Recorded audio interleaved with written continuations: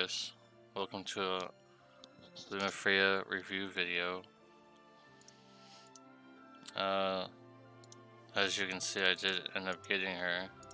My resources are a lot less than my previous video that I made, so as proof, I did pull, and I just want to throw that out here transparency-wise. If I didn't get 2 of her, I think I would have quit the game.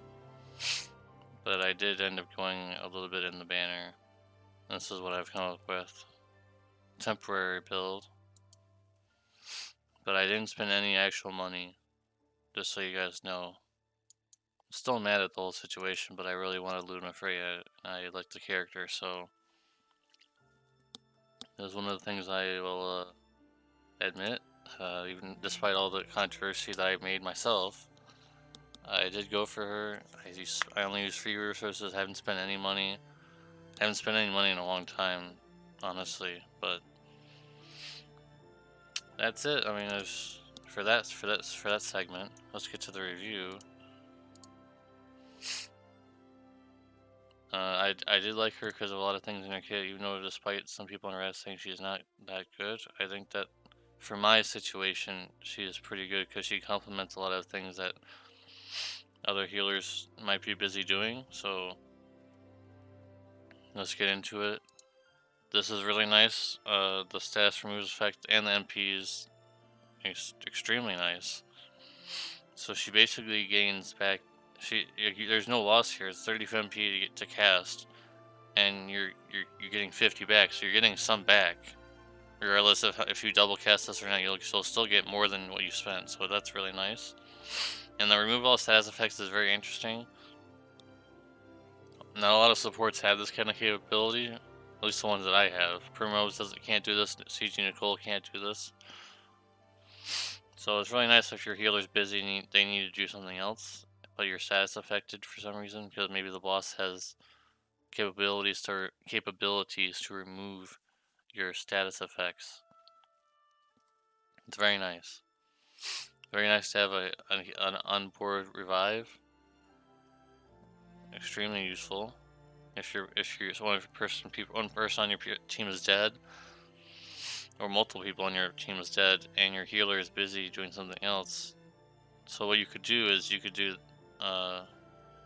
like revive 2 people and then cast auto erase on your healer if they have the capability. Like Aerith can use her cooldown to auto revive everybody, but now that everybody's revived, you're set for the next turn. You can maybe survive the next turn of the boss if you're in a dire situation. Very nice as well. This isn't. The heal's actually pretty good. The MP, I don't know why it doesn't have a modifier, and I guess you just get it right away.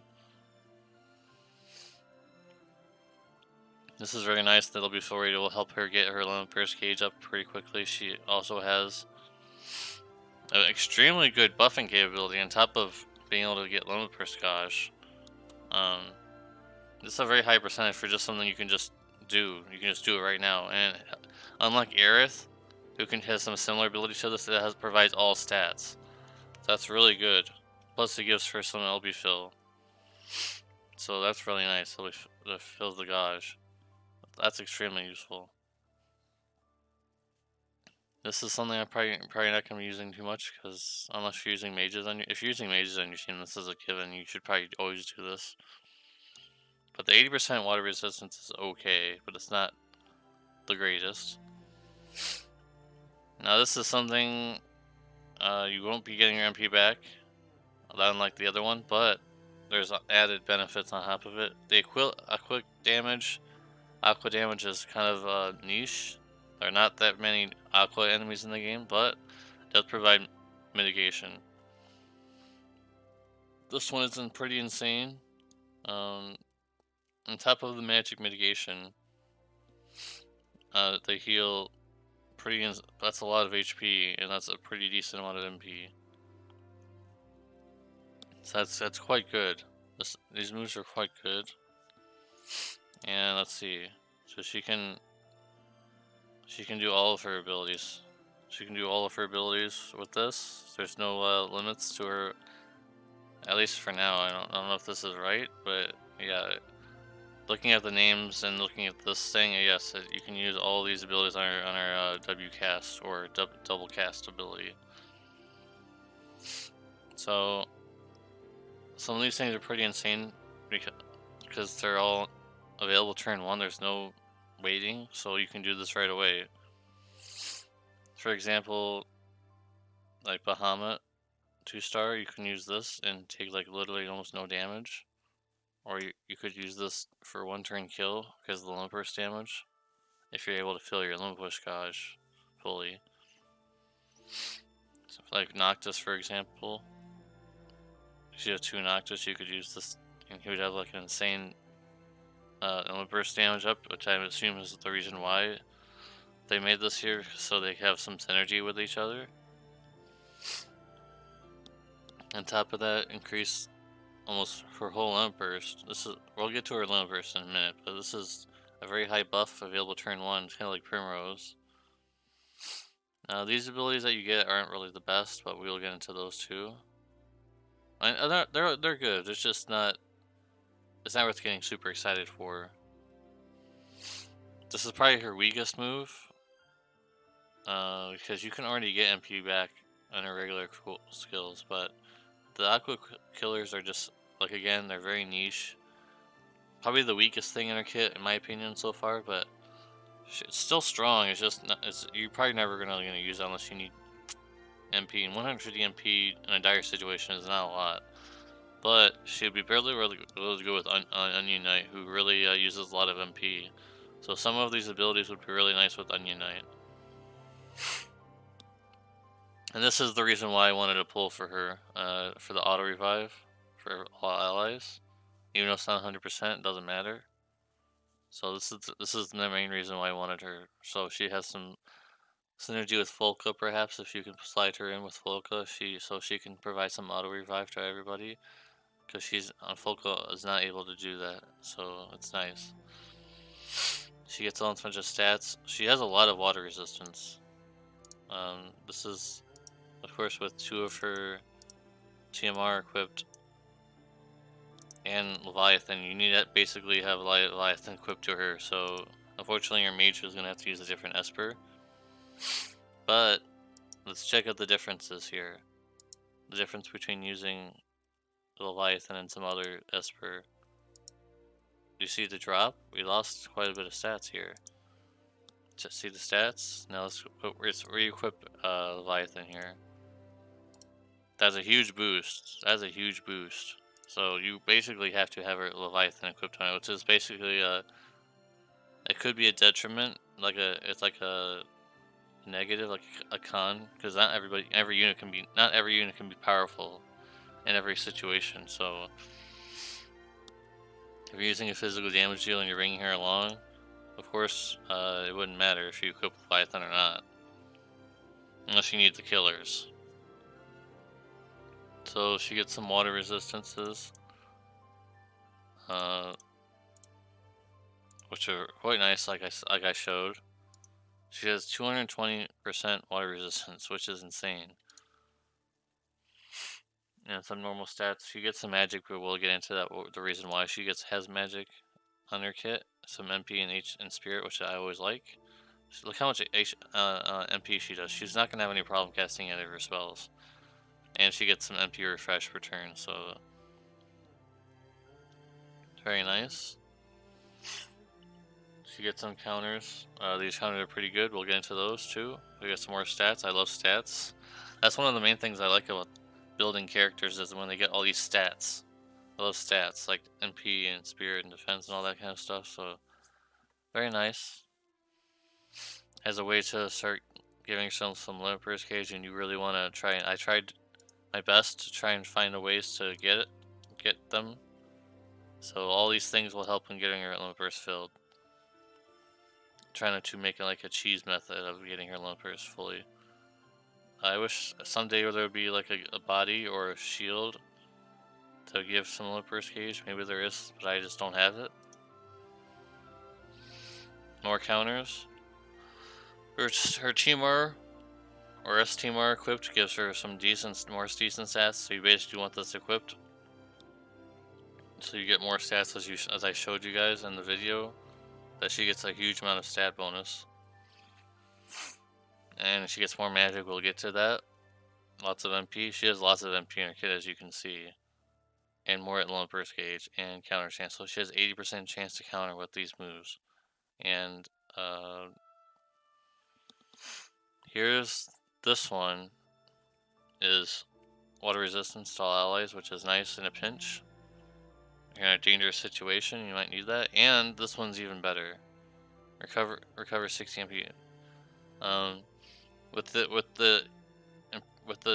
the need to mitigate damage more in HP barriers because bosses go through cover a lot of the time, this is gonna go off a lot more often than maybe in the days of old where counter abilities and supports were not very useful.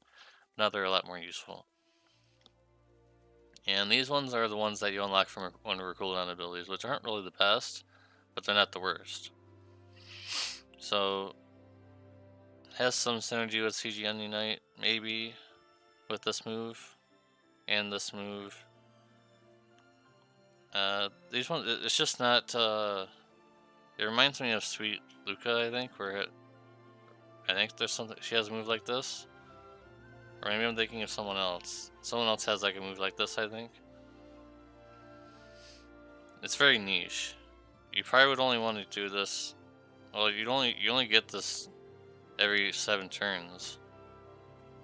So you're probably not gonna be missing these, honestly. Maybe if you really need those resistances, but you only get them by turn 2. So you gotta wait a whole turn. So this is either not on demand. So if you really need these resistances, you need to, I don't know, like gear your tank instead. I think it's just too late. If you're expecting a boss to use any of these elements on turn 1 while you're using this cooldown, you're screwed. So, and that's not a knock, that's not a con. I'm just stating that it would be hard to use these in a situation where you need them right away. But if you need them like for a threshold, then they're amazing, right? The 100% is very high. Here's the magic category where she has some magic capabilities. You probably never want to use any of these. But she does have Flood, which is not that popular on the JP side, but it's okay. And here's the reason why mainly why you would use magic. Have magic in her kit, which I don't have very much of. 700 whatever, but it's spirit scaling, so it doesn't matter.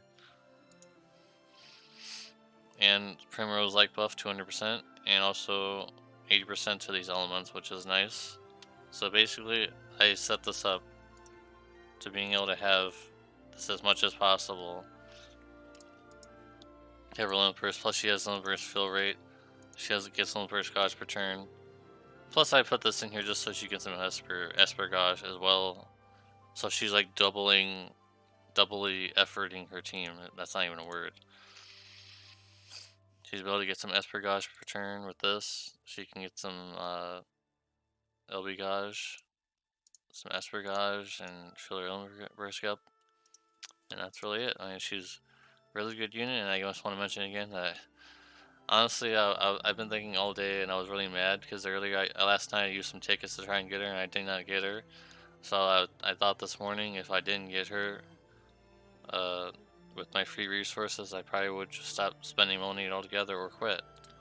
Because I really wanted the character. You guys can call me a hypocrite all you want, but I tried to justify it as much as I could. I do agree that I did complain a lot about this banner and then I pulled on it. So I'm kind of part of the problem in terms of pulling for their data, but I didn't spend any money. I didn't give them any money. And I don't plan to give them any money anytime soon because I don't think they deserve it. You're taking a wrong path.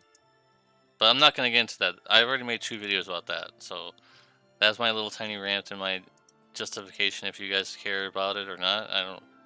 It's up to you. She is a very good unit. I can't recommend if she's UOCable because you can't UOC her, of course. Because if that were the case, I wouldn't even be mad about this. If she was UOCable, there would be no controversy. I would have UOC'd 2 of her and that would have been it. Because I have a lot of UOCs, but guess what, guys? I can't use them on anything really. So that's it. the review's done. So she's a very good unit, despite all the controversy. But if you are a free-to-play player and you are trying to save for the next King Mog, I would not recommend going for this one. Probably just UOC, CG Nicole, enhance him, get the boss buff, and you're set for the rest of the game, pretty much. CG Nicole is still incredibly amazing for people. Anyone who's anyone who's playing the global side now and is watching this video, CG Nicole is still really good, despite him being very old. He's better than every other support in the game, in a general sense. He has so much capabilities that he's just unmatched. So I feel like there finally will be some sports like her, Lunafreya coming in. I'll finally start competing, and also Cafe Charlotte, which I will be getting into. I'll make a review on her. I wanted to make a review on her, but the Lunafreya thing kind of threw me off because I had planned to make a review on her on like Saturday or Sunday, but this kind of threw me off. So, well, guys, hope you guys enjoyed. If you guys are mad at me that I pulled, even on user free resources, that's fine. I perfectly understand. But I'm not part of the main problem of whales spending money on this banner. I did not spend money on the banner. I just want to make that perfectly clear. Transparency. You guys can see the lapis that I have here. This is all free. So, with that being said, guys, hope you guys at least enjoyed the review in the review aspect, not the controversy aspect. Because I'm still very mad about the game, but I'm happy that I finally was able to get her at least. And I hope they'll be giving us some more stuff soon to make up for this travesty. Because they really need to answer for their actions. I made this video too long already, guys, so I'll see you in the next review. If you guys want to watch the next review, that's fine. If you don't, that's fine. I'll see you in the next one, though, if you do come by. Peace.